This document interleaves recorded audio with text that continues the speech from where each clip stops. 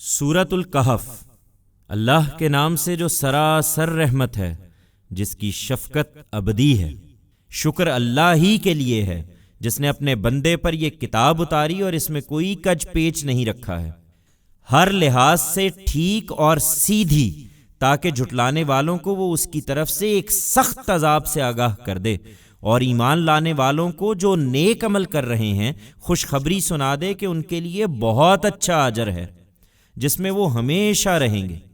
ان لوگوں کو آگاہ کر دے جو کہتے ہیں کہ خدا نے اولاد بنا رکھی ہے، انہیں اس بات کا کوئی علم نہیں ہے، ان کے باپ دادا کو بھی نہیں تھا۔ بڑی ہی سنگین بات ہے جو ان کے منہوں سے نکل رہی ہے۔ حقیقت یہ ہے کہ وہ محض جھوٹ کہہ رہے ہیں۔ پھر اگر وہ اس بات پر ایمان نہ لائے تو شاید تم ان کے پیچھے اپنے آپ کو غم سے ہلاک کر ڈالو گے۔ زمین پر جو کچھ ہے اس کو ہم نے زمین کی زینت بنایا ہے، اس لیے کہ ہم لوگوں کا امتحان کریں کہ ان میں کون اچھا عمل کرنے والا ہے۔ وہ اسی زینت پر ریجھے ہوئے ہیں، درا حالے کہ ہم ان سب چیزوں کو جو زمین پر ہیں ایک دن بالکل نابود کر کے اس کو ایک چٹیل میدان بنا دینے والے ہیں۔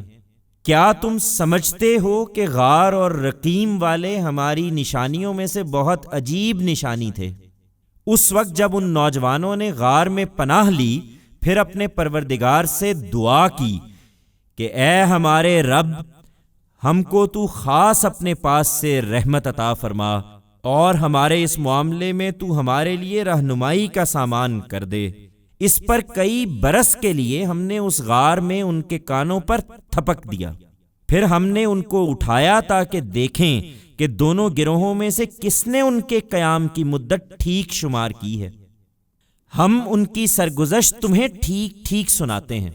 وہ چند نوجوان تھے جو اپنے پروردگار پر ایمان لائے، اور ان کی ہدایت میں ہم نے افزونی عطا فرمائی، اور ان کے دل اس وقت مضبوط کر دیے جب وہ توحید کی دعوت لے کر اٹھے اور اعلان کیا کہ ہمارا رب وہی ہے جو آسمانوں اور زمین کا رب ہے، ہم اس کے سوا کسی دوسرے معبود کو ہرگز نہ پکاریں گے، اور اگر ایسا کریں گے تو حق سے نہایت ہٹی ہوئی بات کریں گے۔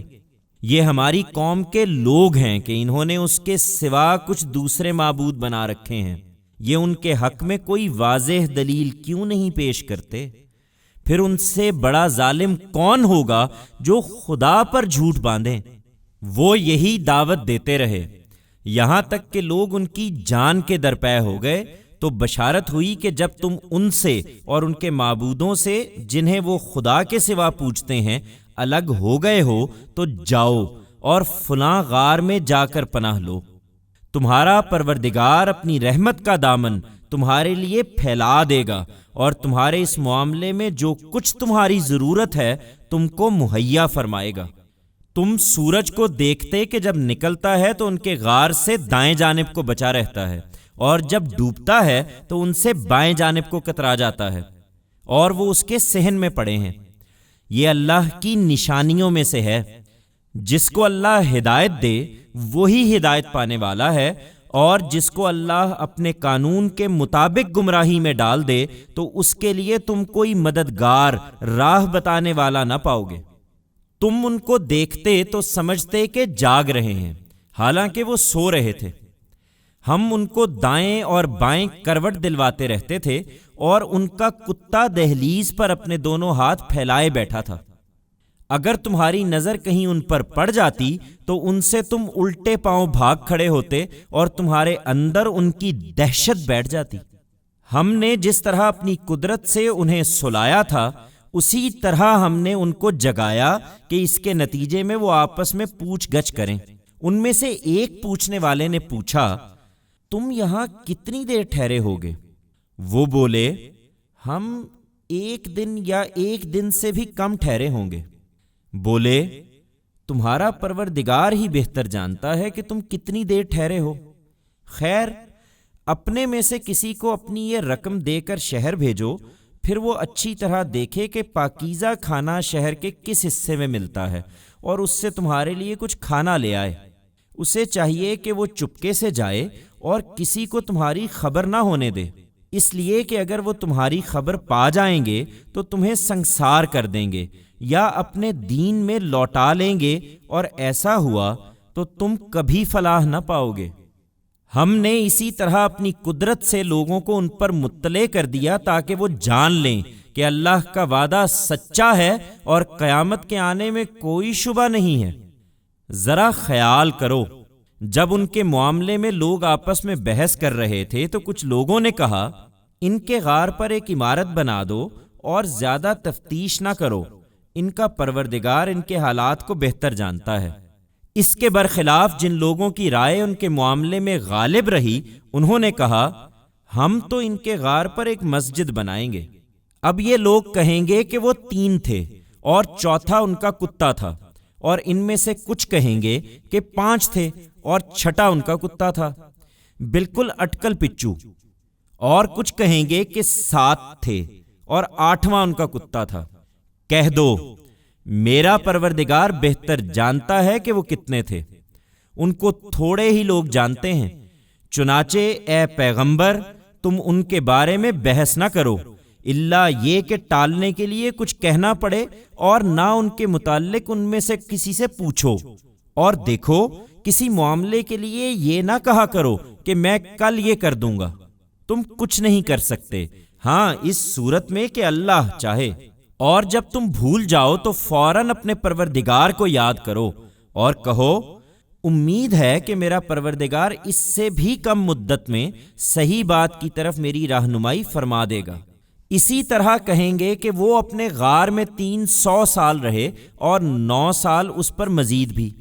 کہہ دو، ان کے رہنے کی مدت اللہ ہی بہتر جانتا ہے، زمین اور آسمانوں کا غیب اسی کے علم میں ہے۔ کیا ہی خوب ہے وہ دیکھنے اور سننے والا، اس کے سوا ان کا کوئی کارساز نہیں ہے، اور اپنے اختیار میں وہ کسی کو شریک بھی نہیں کرتا۔ تم ان کی پرواہ نہ کرو اے پیغمبر، اور تمہارے پروردگار کی جو کتاب تمہاری طرف وحی کی جا رہی ہے اسے لوگوں کو سنا دو۔ خدا کے قوانین کو کوئی بدلنے والا نہیں ہے، تم ان سے ہٹ کر کچھ چاہو گے تو اس کے سوا ہرگز کوئی پناہ کی جگہ نہ پاؤ گے۔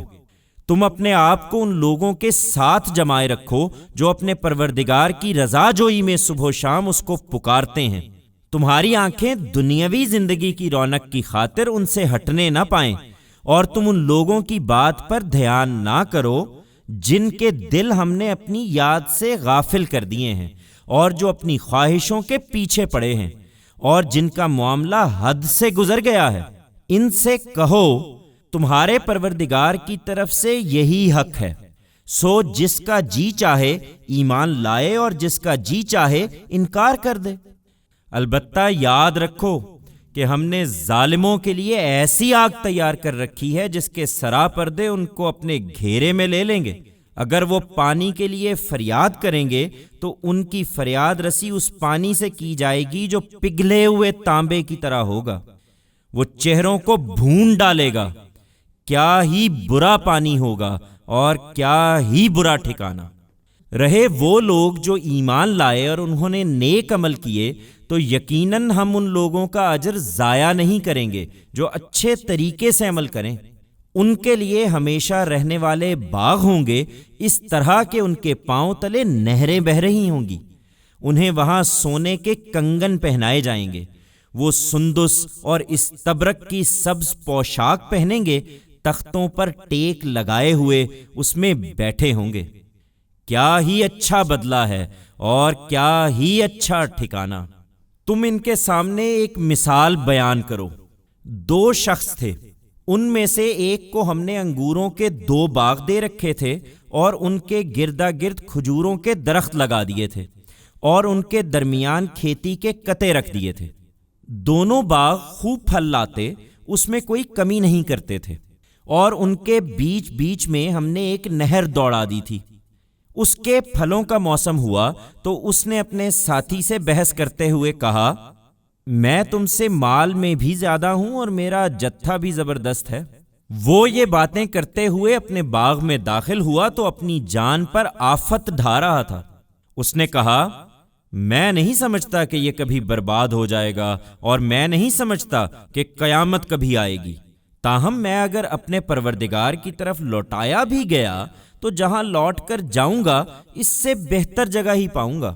اس کے ساتھی نے اس سے گفتگو کرتے ہوئے جواب دیا، کیا اس ہستی کا انکار کر رہے ہو جس نے تمہیں مٹی سے بنایا، پھر پانی کی ایک بوند سے، پھر تم کو ایک پورا آدمی بنا کھڑا کیا؟ تم جو چاہے کہو، لیکن میں تو یہی سمجھتا ہوں کہ میرا رب وہی اللہ ہے، اور میں اپنے رب کے ساتھ کسی کو شریک نہیں ٹھہراتا۔ تم جب اپنے باغ میں داخل ہو رہے تھے تو تم نے یہ کیوں نہیں کہا کہ جو اللہ نے چاہا، اللہ کے بغیر کسی میں کوئی طاقت نہیں ہے؟ اگر تم مجھ کو دیکھتے ہو کہ میں مال و اولاد میں تم سے کم ہوں تو عجب نہیں کہ میرا پروردگار مجھے تمہارے باغ سے بہتر باغ عطا فرمائے، اور تمہارے باغ پر آسمان سے کوئی ایسی گردش بھیج دے کہ وہ چٹیل میدان ہو کر رہ جائے، یا اس کا پانی زمین میں اتر جائے، پھر تم اس کو کسی طرح پا نہ سکو۔ چنانچہ یہی ہوا، اور اس کا سارا پھل عذاب کے پھیر میں آ گیا۔ سو جو کچھ اس نے باغ پر خرچ کیا تھا وہ اس پر اپنے ہاتھ ملتا رہ گیا۔ اس کا باغ اپنی ٹٹیوں پر گرا پڑا تھا، اور وہ کہہ رہا تھا، اے کاش میں اپنے پروردگار کے ساتھ کسی کو شریک نہ ٹھہراتا۔ اس کے پاس کوئی جتھا نہ تھا جو خدا کے مقابلے میں اس کی مدد کرتا، اور نہ وہ خود اس کا بدلہ لے سکتا تھا۔ اس وقت سارا اختیار صرف خدائے برحق کا تھا۔ حقیقت یہ ہے کہ اسی کا اجر بہتر ہے، اور جس انجام تک وہ پہنچائے وہی سب سے اچھا انجام ہے۔ یہ جس پر ریجھے ہوئے ہیں انہیں اس دنیاوی زندگی کی مثال سناؤ۔ یہ ایسی ہے جیسے پانی ہو جسے ہم نے آسمان سے بارش برسا کر اتارا، پھر اس سے زمین کی نباتات خوب گھنی ہوئیں، پھر چورا ہو کر رہ گئیں جسے ہوائیں اڑاتی پھری ہیں۔ اللہ ہر چیز پر قدرت رکھنے والا ہے۔ یہ مال اور بیٹے اسی دنیاوی زندگی کی رونق ہیں۔ حقیقت یہ ہے کہ تمہارے پروردگار کے ہاں اجر کے لحاظ سے بہتر وہ اعمال ہیں جو اچھے اور باقی رہنے والے ہیں، اور اس لحاظ سے بھی کہ ان سے امیدیں وابستہ کی جائیں۔ اس دن کا خیال کرو جب ہم پہاڑوں کو چلا دیں گے اور تم زمین کو دیکھو گے کہ بالکل اریاں ہو گئی ہے، اور ہم ان کو لا جمع کریں گے، پھر ان میں سے کسی کو چھوڑیں گے نہیں، اور سب صفیں باندھے ہوئے تیرے پروردگار کے حضور پیش کر دیے جائیں گے۔ تم ہمارے پاس آ گئے نا، جس طرح ہم نے تمہیں پہلی مرتبہ پیدا کیا تھا، بلکہ تم نے تو یہ سمجھ رکھا تھا کہ ہم تمہارے لیے کوئی وعدے کا وقت مقرر ہی نہیں کریں گے۔ اس وقت اعمال کا دفتر سامنے رکھ دیا جائے گا، پھر تم مجرموں کو دیکھو گے کہ جو کچھ اس میں لکھا ہے وہ اس سے ڈر رہے ہوں گے، اور کہیں گے کہ ہائے ہماری کم بختی، یہ کیسا دفتر ہے کہ نہ کوئی چھوٹی بات اس نے لکھنے سے چھوڑی ہے نہ بڑی۔ انہوں نے جو کچھ دنیا میں کیا تھا سب اپنے سامنے حاضر پایا، اور تیرا پروردگار اس دن کسی پر کوئی ظلم نہ کرے گا۔ یاد کرو جب ہم نے فرشتوں کو حکم دیا کہ آدم کو سجدہ کرو تو وہ سجدہ ریز ہو گئے، مگر ابلیس نہیں مانا، وہ جنوں میں سے تھا، سو اپنے پروردگار کے حکم سے نکل بھاگا۔ اب کیا تم مجھے چھوڑ کر اس کو اور اس کی اولاد کو اپنا کارساز بنا رہے ہو، درا حالے کہ وہ تمہارے دشمن ہیں؟ بڑا ہی برا بدل ہے جسے یہ ظالم اختیار کر رہے ہیں۔ یہ ان کو میرا شریک ٹھہرا رہے ہیں، جبکہ میں نے ان شیطانوں کو نہ زمین اور آسمانوں کو پیدا کرتے وقت بلایا تھا، اور نہ خود ان کو پیدا کرتے وقت بلایا تھا۔ میں ایسا نہیں ہوں کہ گمراہ کرنے والوں کو اپنا دست و بازو بنا لوں۔ یہ اس دن کیا کریں گے جس دن خدا کہے گا کہ اب ان کو پکارو جنہیں تم میرا شریک سمجھتے تھے، سو ان کو پکاریں گے مگر وہ انہیں کوئی جواب نہ دیں گے۔ ہم ان کے درمیان ایک ہلاکت کا گڑھا حائل کر دیں گے، اور یہ مجرم اس کی آگ کو دیکھیں گے اور سمجھ لیں گے کہ اسی میں گرنے والے ہیں، اور اس سے بچنے کے لیے وہ کوئی راہ نہ پا سکیں گے۔ ہم نے اس قرآن میں لوگوں کی رہنمائی کے لیے ہر قسم کی تنبیہات طرح طرح سے بیان کر دی ہیں، مگر انسان بڑا ہی جھگڑالو واقع ہوا ہے۔ جب ان کے پاس ہدایت آ چکی تو ان لوگوں کو ایمان لانے اور اپنے پروردگار سے مغفرت مانگنے سے یہی چیز روک رہی ہے کہ اگلوں کا معاملہ ان کے لیے بھی ظاہر ہو جائے یا عذاب ان کے سامنے آ کھڑا ہو۔ انہیں بتاؤ کہ رسولوں کو تو ہم صرف اس لیے بھیجتے ہیں کہ بشارت دیں اور خبردار کر دیں، اور ان منکروں کا حال یہ ہے کہ باطل کی مدد سے کٹ حجتیاں کرتے ہیں کہ اس کے ذریعے سے حق کو نیچا دکھائیں، اور میری آیتوں کو انہوں نے مذاق بنا رکھا ہے، اور اس چیز کو بھی جس سے انہیں خبردار کیا گیا ہے۔ ان سے بڑا ظالم کون ہوگا جنہیں ان کے پروردگار کی آیتوں کے ذریعے سے یاد دہانی کی جائے تو وہ ان سے منہ پھیر لیں اور اپنے ہاتھوں کی کمائی بھول جائیں جو آگے بھیج چکے ہیں۔ ان کے دلوں پر ہم نے اسی کے سبب سے پردے ڈال دیے ہیں کہ اس قرآن کو نہ سمجھیں، اور ان کے کانوں میں گرانی پیدا کر دی ہے کہ اس کو نہ سنیں۔ تم ان کو کتنا ہی ہدایت کی طرف بلاؤ، یہ اس حالت میں تو ہرگز کبھی ہدایت نہ پائیں گے۔ حقیقت یہ ہے کہ تمہارا پروردگار بڑا درگزر کرنے والا اور رحم فرمانے والا ہے۔ وہ ان کے اعمال کی پاداش میں انہیں اسی وقت پکڑنا چاہتا تو ان پر فوراً عذاب بھیج دیتا، لیکن ان کے لیے ایک وقت مقرر ہے۔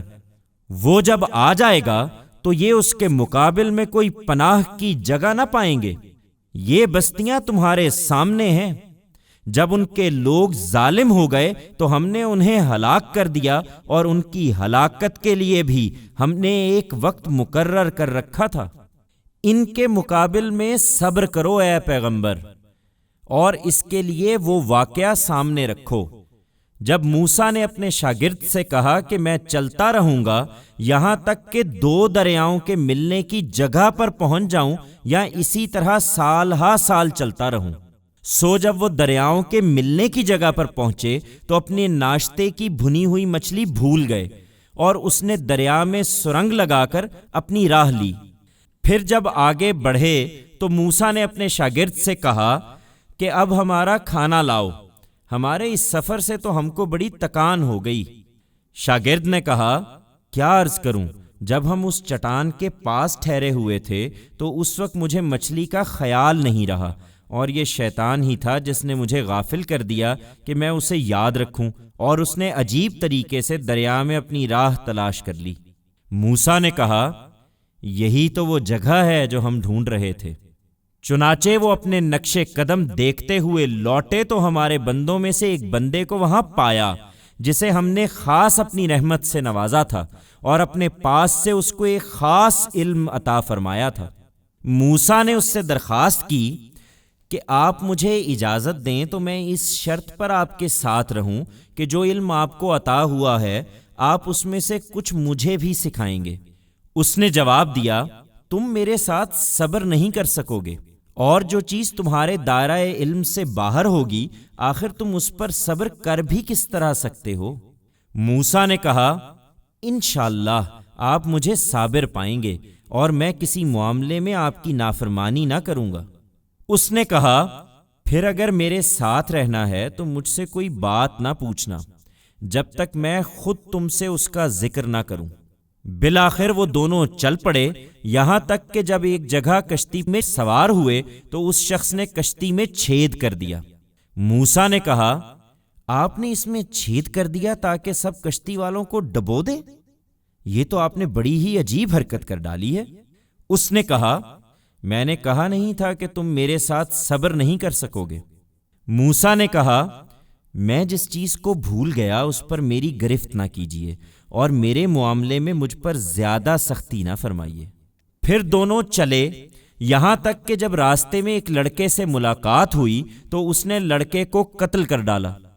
موسیٰ نے کہا آپ نے ایک بے گناہ کی جان لے لی حالانکہ اس نے کسی کا خون نہیں کیا تھا، یہ تو آپ نے بہت برا کام کیا ہے۔ اس نے کہا میں نے تم سے کہا نہیں تھا کہ تم میرے ساتھ صبر نہیں کر سکو گے۔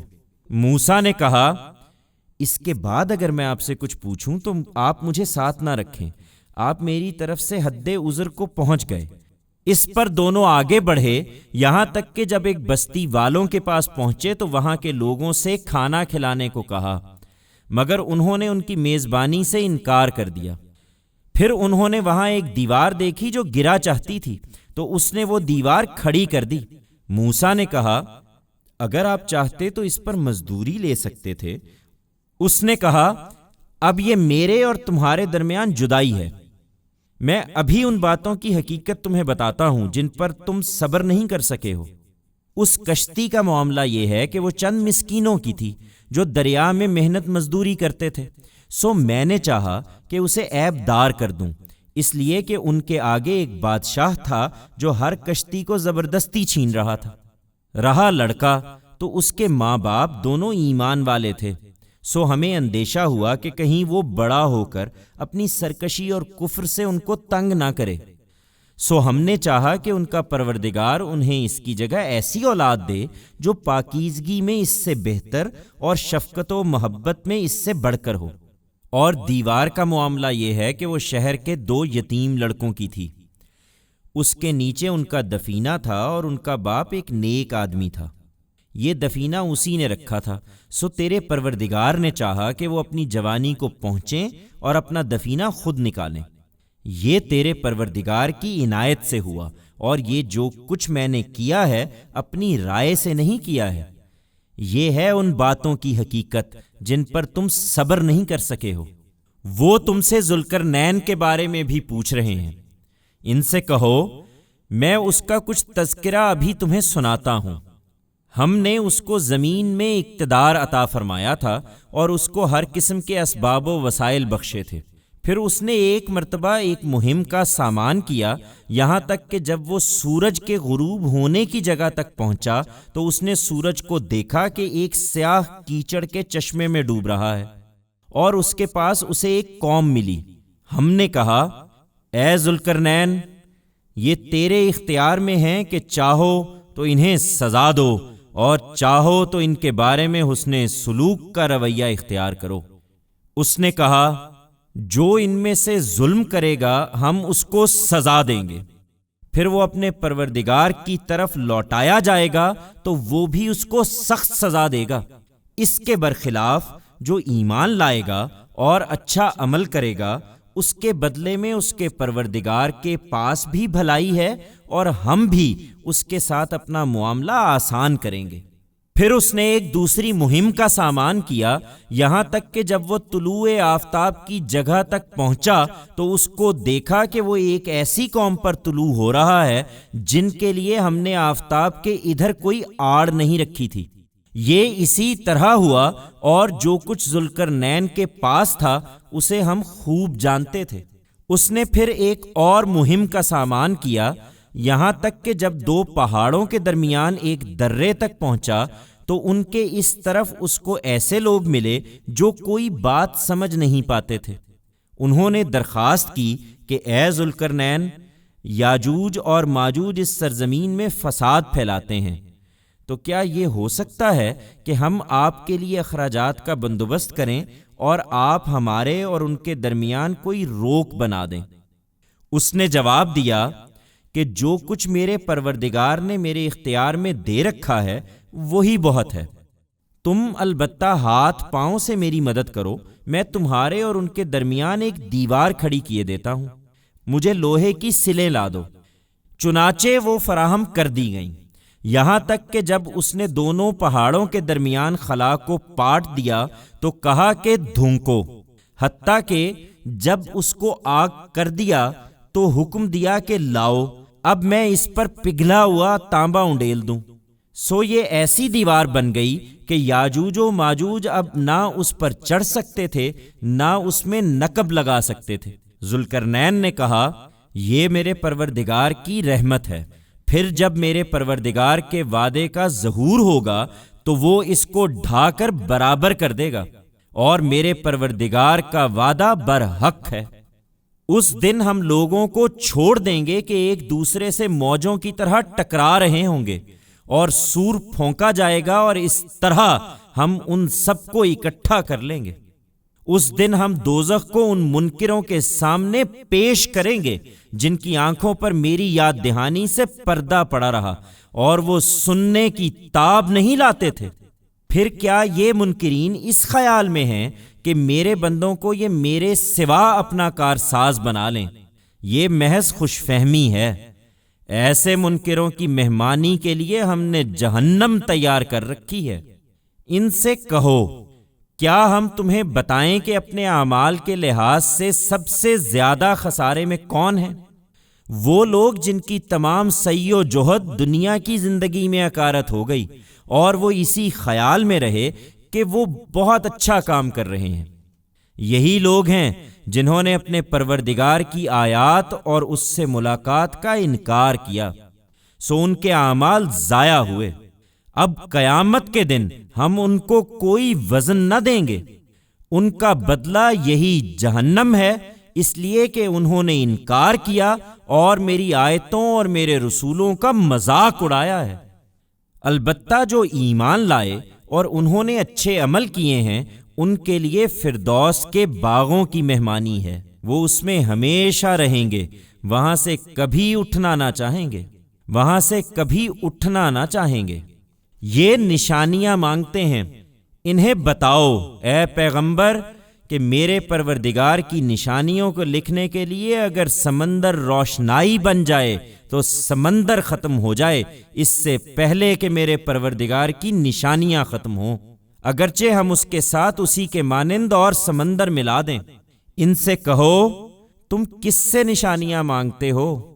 میں بھی تمہاری ہی طرح ایک آدمی ہوں، مجھ پر وحی آتی ہے کہ تمہارا معبود صرف ایک ہی معبود ہے، سو جسے اپنے پروردگار سے ملنے کی امید ہو اسے چاہیے کہ نیک عمل کرے اور اپنے پروردگار کی عبادت میں کسی کو شریک نہ ٹھہرائے۔